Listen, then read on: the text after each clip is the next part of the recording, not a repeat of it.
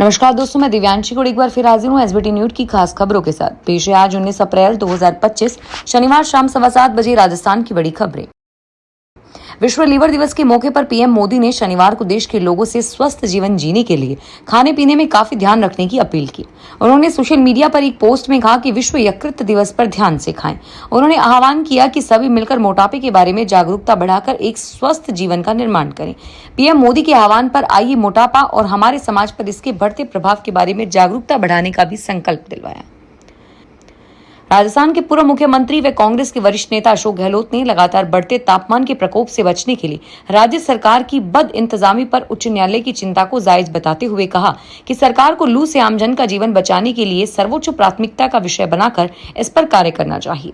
गहलोत ने शनिवार को अपने बयान में यह बात कही। इस संबंध में उन्होंने दिशा निर्देश भी जारी किए, परंतु राज्य सरकार ने इन निर्देशों को लागू नहीं किया। राजस्थान के मुख्यमंत्री भजनलाल शर्मा आज से 3 दिवसीय शेखावटी के दौरे पर हैं।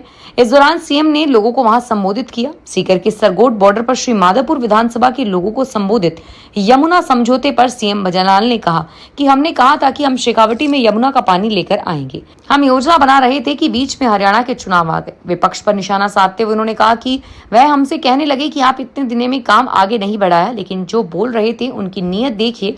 जब चुनाव आए उन्होंने ही अपने घोषणा पत्र में लिख दिया कि जब हरियाणा में हमारी सरकार आएगी तो राजस्थान से जो यमुना का समझौता हुआ है हम उसे रद्द कर देंगे।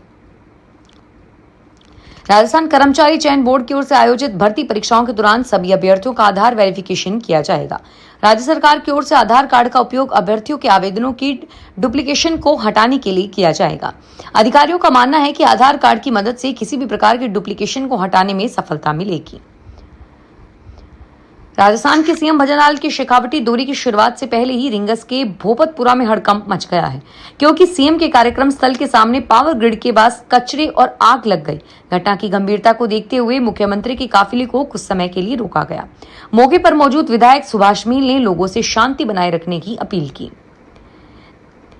जयपुर के निजी स्कूलों में नए शैक्षणिक सत्र की शुरुआत के साथ ही एक अजीबोगरीब नियम सामने आया है, जिसमें अभिभावकों को चिंता बढ़ा दी है। कई स्कूलों में अब एडमिशन से पहले अभिभावकों से लिखित में गारंटी ली जा रही है कि उनका बच्चा परीक्षा में कम से कम 75 अंक लाएगा। इस शर्त से न सिर्फ बच्चों पर आवश्यक मानसिक दबाव डाल दिया है, बल्कि शिक्षा के अधिकार की भावना के भी खिलाफ है।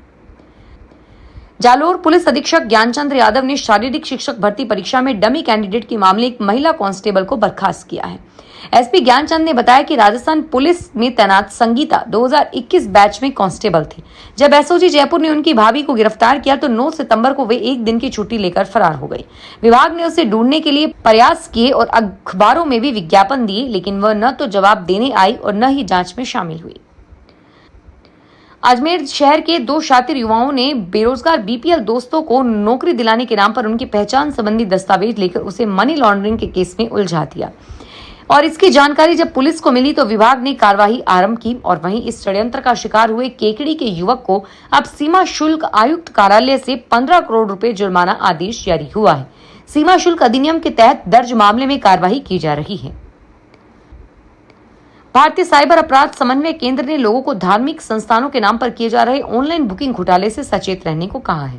केंद्रीय गृह मंत्रालय के अंतर्गत आने वाले इस केंद्र ने शनिवार को एक वक्तव्य जारी करके लोगों को विशेष रूप में ऐसे मामलों को सचेत किया है जिनमें देश में धार्मिक पर्यटकों को निशाना बनाया जा रहा है। यह धोखाधड़ी फेसबुक पोस्ट और गूगल पर इन विज्ञापनों के माध्यम से की जा रही है।